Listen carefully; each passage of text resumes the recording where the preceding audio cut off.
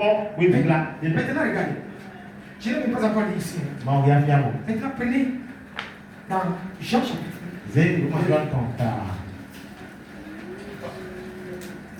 2, nous allons prendre le verset chapitre 2. Verset 6 au verset 8. Verset 6 ou 8. Amen. Lisez ça.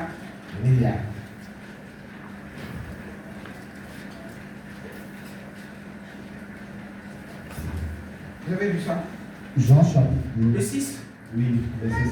Le nombre 6 est visible. Vas-y. Oui, or, le verset 6. Voilà. Or, il y avait là 6 vases de pierre. Or, il y avait là 6 vases. C'est au mariage de Cana. Amen. Destinés aux purifications des Juifs et contenant chacun deux ou 3 mesures. Ouais. Jésus leur dit, remplissez d'eau ces vases. Il va remplir quel vase? C'est 6 vases d'eau, n'est-ce pas? Oui. Et il les remplit jusqu'au bord. Verset 8. Puisez maintenant, leur dit-il, et portez-en à l'ordinateur du repas. Et ils en portèrent.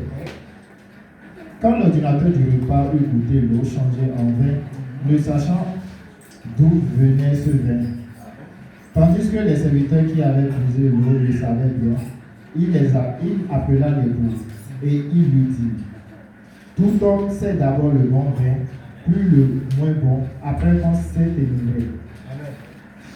Qu'est-ce que j'ai voulu faire remarquer?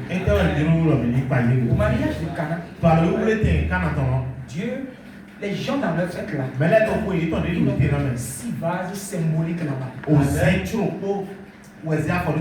Amen.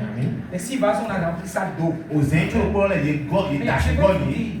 voulais vous dire simplement. Vous pensez que c'est un hasard qu'il y a 6 vases là? Amen. Ils ont rempli ça d'eau. Quand ils sont remplis, en réalité, 6 ne représente pas tellement Dieu. Il ne montre pas la perfection.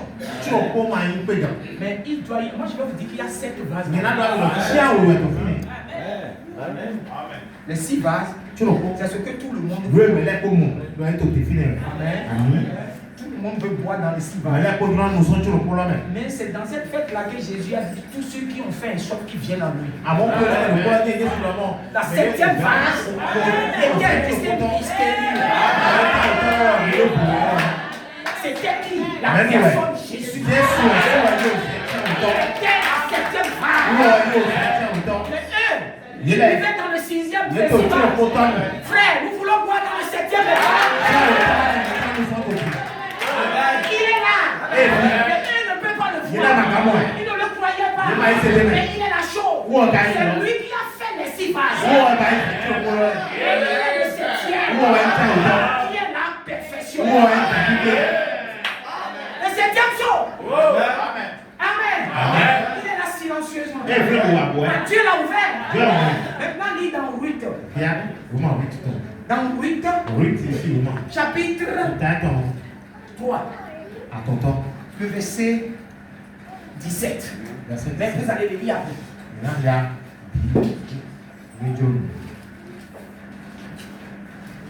Avez-vous lu ça? Lisez-moi. 8.3, verset 17. Elle dit, il m'a donné 6 mesures d'orge en disant. Qui lui a donné? Vas-y en gros.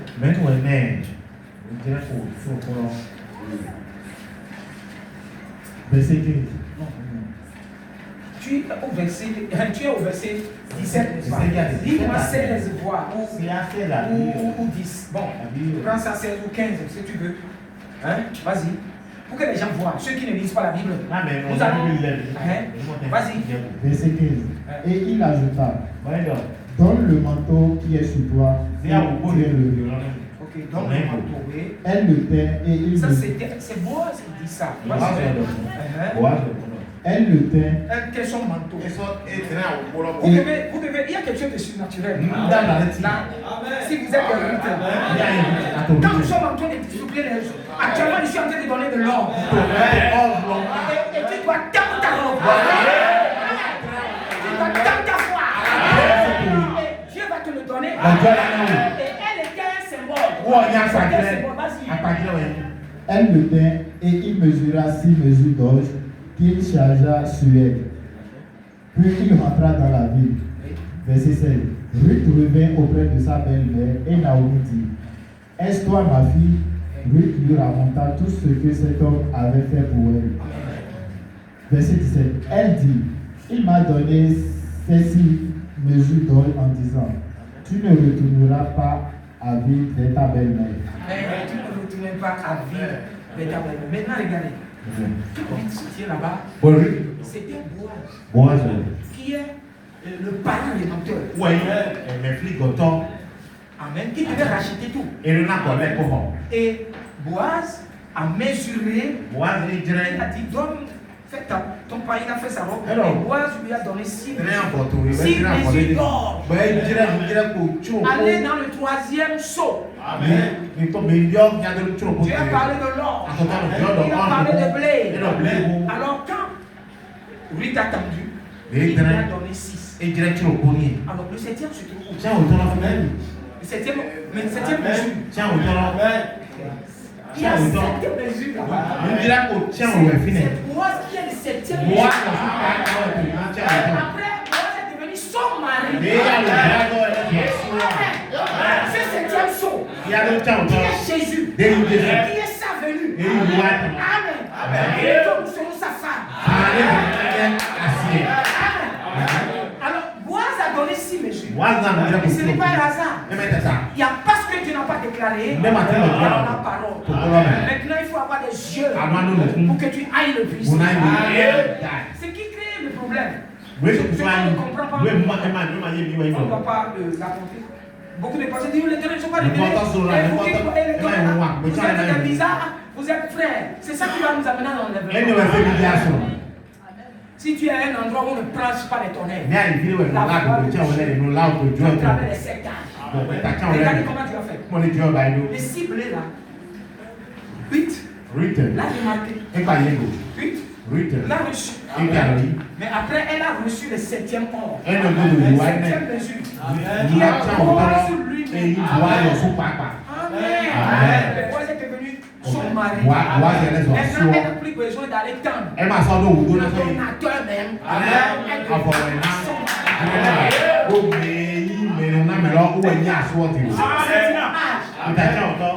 Amen. Dieu nous a placés dans cet âge.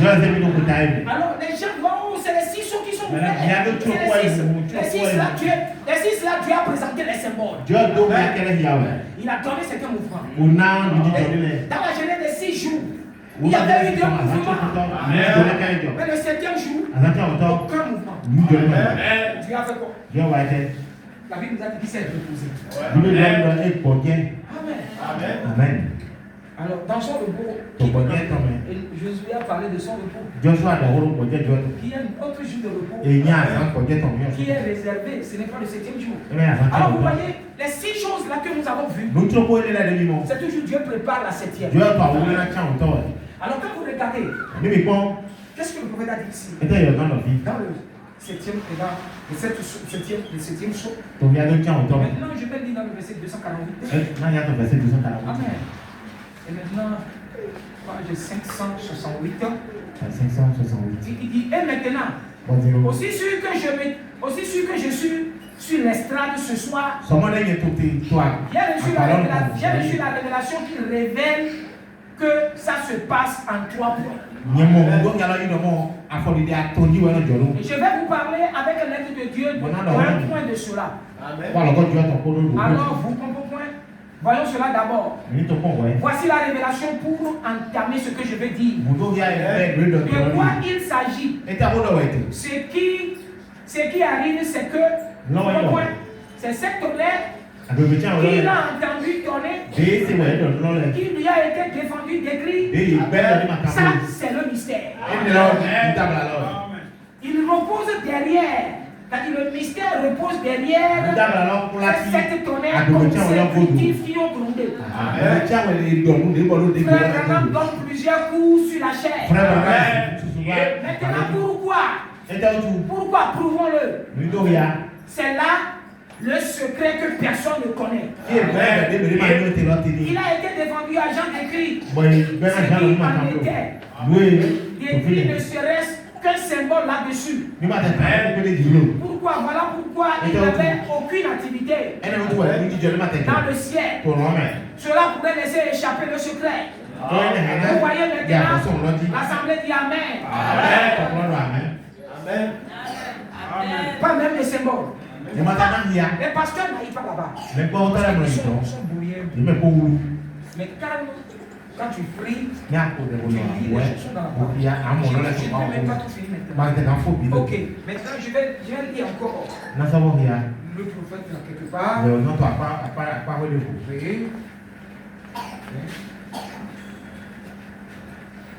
Il dit, quelque chose. Il dit, souvenez-vous, Satan va essayer d'imiter. Il va essayer. 250. Il va imiter tout ce que l'Église fera. Amen. Il a essayé de le faire. Nous avons observé cela chez l'Antichrist.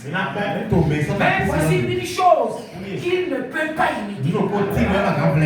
Il n'y aura aucune imitation de ceci. Vous voyez, parce qu'il ne sait pas ce que c'est. Il n'y a aucun moyen pour lui de le savoir. C'est le troisième pôle. Autrement dit, le troisième pôle, vous le mettez dans le septième sceau. Amen. Amen. Le septième sceau, qu'est-ce que c'est le prophète qui a amené? Amen. Amen. Il a amené. Quand nous avons lu le septième sceau, dit quand il ouvre le septième sceau, silence.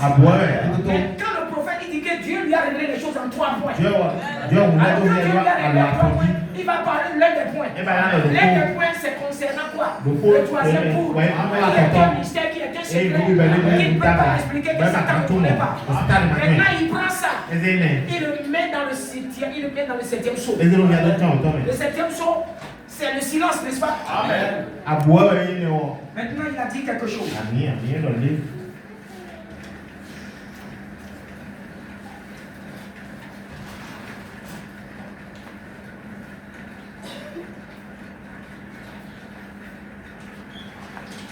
Bon. Oh, je t'ai dit dans le 323 maintenant. Oh, le grand secret qui se repose sous ce sceau, je ne sais pas ce que c'est. Je ne le sais pas. Amen. Il dit, le grand secret qui se trouve derrière ce sceau. Le grand secret. Amen. Amen. Le sceau est un secret. Mais il y a un grand secret. Amen. Un grand secret. Amen. Et maintenant, je n'ai pas pu réussir. Voilà, je n'ai pas pu réussir à le déchiffrer. Amen. Je n'ai pas réussi à savoir précisément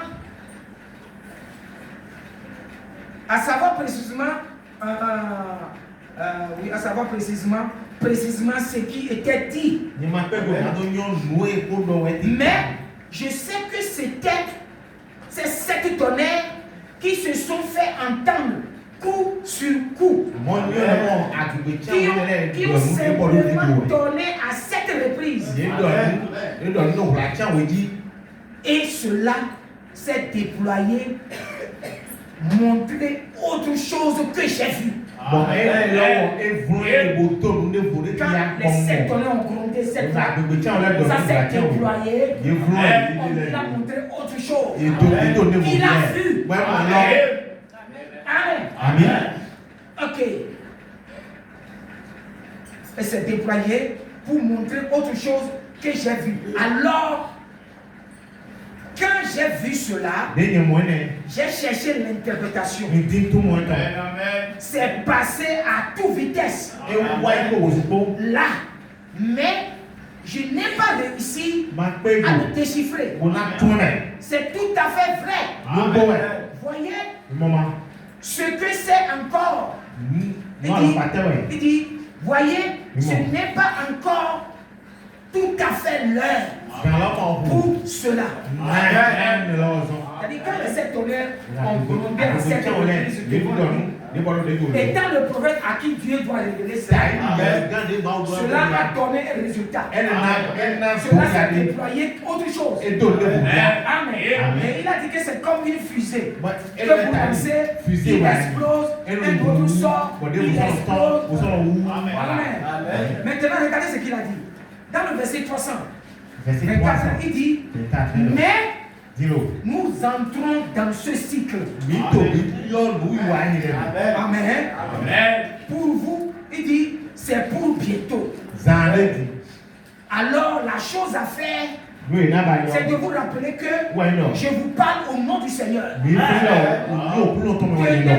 Tenez-vous prêts. Vous ne savez pas à quel moment quelque chose peut arriver. Ok. Je viens dans le 326 maintenant. Je vous dis seulement ce que j'ai vu. Il a vu ça. Il a vu quelque chose. Les 7 tonnerres ont grondé devant lui. Ça a produit quelque chose. Amen. Ce que ça a produit, la chose s'est défilée devant lui. Et c'est dans une langue inconnue. Il voulait dire, mais c'est vite passé. Donc Dieu n'a pas donné le temps. Jean a vu. Jean voulait l'apporter. Mais Dieu lui dit, n'écris pas. Alors lui dans sa chambre, ça a donné cette réponse. Il a vu ce que ça a donné. Ça a donné autre chose. Et ça a passé à toute vitesse. Parce qu'il a dit que nous sommes dans le cycle. Nous sommes dans le cycle. Alors le cycle, dans le 7e jour, c'est un silence. Maintenant, comment est-ce que ce silence a commencé à s'infiltrer? Dieu ne fait rien sans révéler le secret à son prophète. Alors quand le prophète était là dans sa chambre, amen, c'est quelque chose qui se rapporte aussi au 3e poule. Satan ne peut pas imiter. Alors le 7e jour, Satan ne comprend pas. Il n'y a même pas un symbole. Mais les prédications du 7e ange doivent nous donner cette piste. Qu'est-ce qu'il a dit? Je vais encore trouver quelque part. Et je vais vous lire. Ok. Et il a appelé le songe. Maintenant, dans le page 589, il dit bon, nous avons maintenant complété ici, par la grâce de Dieu, tous les mystères des 6 sceaux avaient été scellés. Et nous comprenons, nous savons là. Nous comprenons, nous savons là que le 7e sceau ne doit pas être porté à la connaissance du public. Amen. Ceux qui croient ce message, Dieu on va porter seulement à la connaissance de l'épouse. Le 7e sceau, je vais le lire quelque part. Je vais lire quelque part.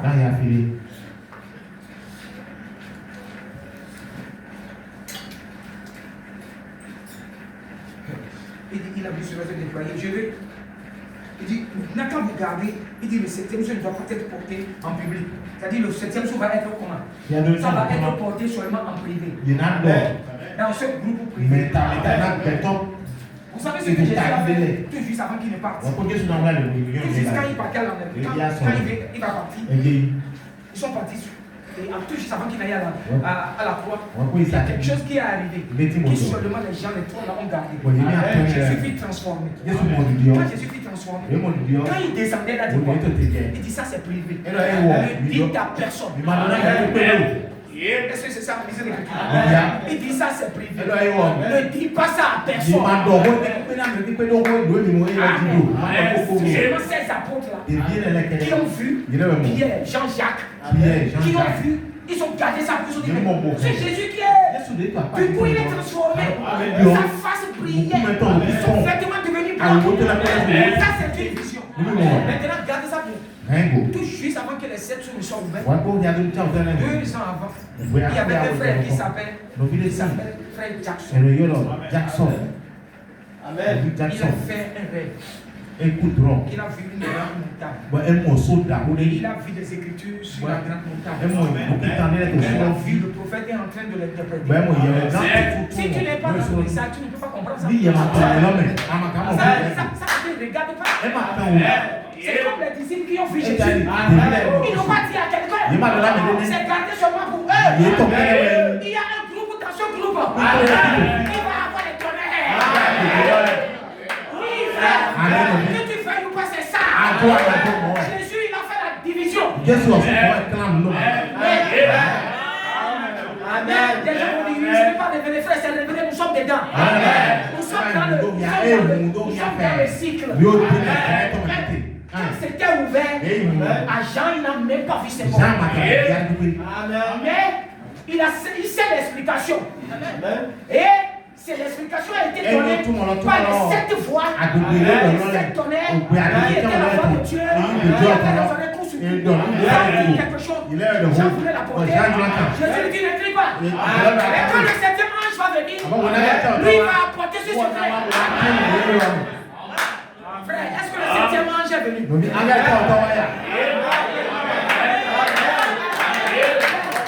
C'est le mystère. C'est ce qui va amener le partage. Il dit, vous devez le croire. Il dit, frère, ne fais pas les blagues ou... Parce que la manière dont Jésus a dit à ces 3 personnes, il dit ça à personne. Amen. Il dit que les tonnerres ont raisonné qu'il a apporté, ça serait pour un groupe. Mais qu'est-ce qu'il y a dedans? Qu'est-ce que les tonnerres vont faire? L'épouse le saura. Ça va préparer pour le... Ça va nous rassembler. Ça va faire quoi? Ça va nous insister pour la faute de l'enlèvement. Ça va apporter un réveil. Bon, après je vais revenir. Mais regardez ici, c'était d'abord silence. Ce que je suis en train de dire là, personne ne le peut dire. Quand le silence était là, personne. Quand le 7e ange est venu, il dit bon maintenant, la chose a été donnée en 3 points. Je vais vous dire quelque chose. D'abord il y a ça. Amen. Il a parlé des trompettes. Il a parlé du 3e poule. C'était silence. C'est tellement sacré. Et c'est ça qui lie la venue de Jésus. Il a dit que nous sommes dans le cycle. C'est-à-dire le 7e psaume amène Jésus. Mais comment il va faire? Comment Jésus fera? Même avant, il n'y avait pas même un signal. Quand vous lisez la Bible, silence. Il a ouvert. Mais c'était silence. Si quelqu'un va briser le silence, mais alors que Jean était un prophète, et il faut que Dieu lui donne encore un prophète. Il avait promis au prophète. Rappelez-vous bien, il avait dit à Daniel, il a vu une pierre, une pyramide qui est sortie, qui a frappé le pied de la statue. Et c'est totalement changé. Amen.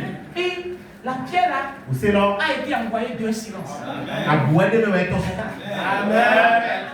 Qu'est-ce qu'il a dit? Il a dit quoi, Daniel? La pierre a été envoyée 108 mètres. C'est un silence. Mais Dieu devait le révéler. Il a dit à Daniel, il dit toi Daniel, couche-toi, scelle le livre. Ça c'est le révélé au temps de la fin. Il a dit à Daniel, ne sois pas pressé. Toi tu vas aller en paix. Mais scelle le livre. Les sages la liront. Et la connaissance augmentera. Mais à Jean, il a dit ne scelle point le livre. Le temps est fini. À Daniel, scelle le livre jusqu'au temps de la fin. Le prophète Branham est venu quand? Il est venu au temps de la fin. C'est le saut. Il est venu pour le 7e jour.